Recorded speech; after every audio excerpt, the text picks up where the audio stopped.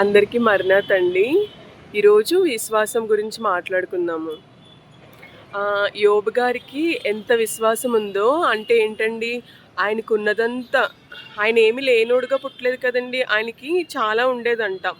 అయితే ఆ ఎంతున్నా కానీ దేవుణ్ణి మాత్రం అసలు వదిలిపెట్టకుండా స్తుతించుకుంటూ ఉండేవారంటండి. అయితే ఒకరోజు ఏమైందంటే సాతానెళ్ళి ఏం చెప్పింది, అన్నీ ఉన్నాయి కాబట్టి నీ దాసునికి అందుకే నిన్ను ఆరాధిస్తూ బతుకుతున్నాడు. అదే నువ్వేమీ లేకుండా చేస్తే నిన్ను కంపల్సరీ వదిలేస్తాడు అని చెప్పారంటండి. సాతాను చెప్పిందంట. దేవుడితో చెప్పిందంట. అప్పుడు యేసుప్రభు గారు ఏమన్నారంటే, నా దాసుడు అన్నీ ఉన్నా నన్నే స్తుతిస్తాడు, నన్నే నమ్ముతాడు. ఏమీ లేకున్నా కానీ నన్నే స్తుతిస్తారంటే సైతాను ఏమీ లేకుండా చేసేసి బిడ్డల్ని చంపేసి ఇంకా చేసుకున్న ఆవిడని కూడా పంపించేసాడంటండి. అంటే ఆయన దగ్గర ఇంకేం లేదనమాట. అందరూ వదిలేసి వెళ్ళిపోయారు. అందరూ ఇంక అన్నీ దూరమైపోయినాయి, ఏమీ లేవనమాట. అయితే అప్పుడు ఏమైందంటే అప్పుడు ఆస్తులు పోయాయి కాబట్టి ఇంకా నిన్ను స్తుతిస్తున్నాడు.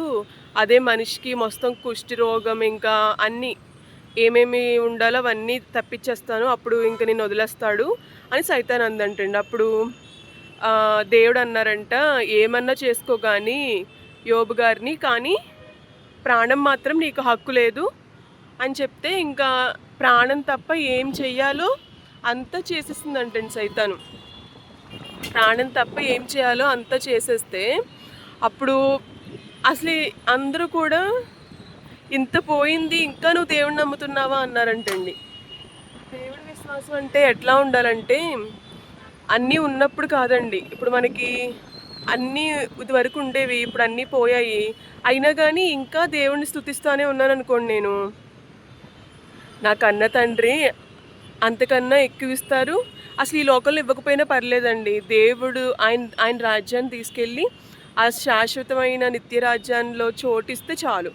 అలాగా అంత నిజాయితీగా, అంత నమ్మకంగా, అంత విశ్వాసంగా ఉండాలంటండి. విశ్వాసం అంటే మనం యోబు గారి నుంచి తెలుసుకోవచ్చు అనమాట.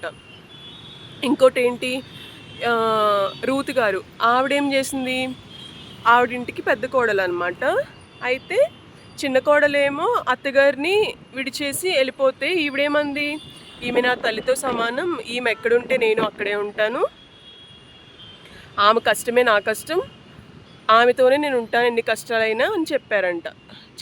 మాటల్లో చెప్పడమే కాదండి, చివరి వరకు నిలబడ్డారు.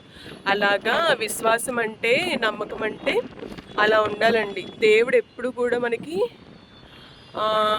ఎంత విశ్వాసంగా ఉంటే కంపల్సరీ ఆయన రాజ్యం తీసుకెళ్తారనమాట. మనం దేవుడు చెప్పిన మాటలు విని, ఆయన చెప్పిన నడకలో నడిచి, ఆయన ఆజ్ఞలు పాటించి మనమంతా మంచిగా బతికితే కంపల్సరీ దేవుడు ఆయన రాజ్యం తీసుకెళ్తారనమాట.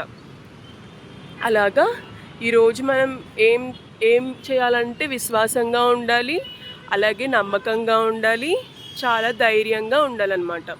ఈ లోకం గురించి ఎక్కువ ఆలోచించకుండా, ఈ లోక డబ్బు గురించి ఎక్కువ ఆలోచించకుండా, తండ్రి నీవే శాశ్వతమైన దేవుడువు, నీవే నిజమైన రాజువు, మమ్మల్ని నిత్యరాజ్యం పరలోకం తీసుకెళ్లాలంటే మీరొక్కరే మార్గం తండ్రి, వేరొకరు లేరు తండ్రి నాయన అనుకొని డైలీ మనం ప్రార్థన చేస్తూ ఉంటే, అలా ప్రార్థన చేస్తూనే దేవుడు ఏదో ఒక రోజు అలా తీసుకెళ్ళిపోతారంటండి. అందరికీ మరణాత.